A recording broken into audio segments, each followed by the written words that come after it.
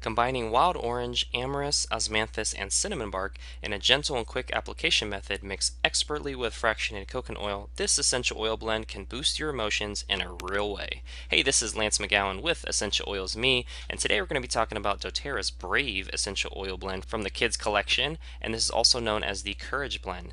The common uses are aromatic, so breathing it in. You can also use it topically, so if you can point to it, you can roll it on there. The main benefits of Brave is that it's invigorating to the senses, helps manage occasional feelings of stress or anxiousness, and promotes feelings of confidence and courage, as you can see in the picture above.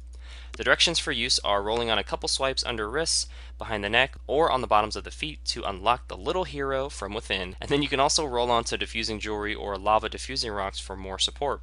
And this is just one of the oils as a part of the kids collection, and I have other videos that talk more about the other ones too.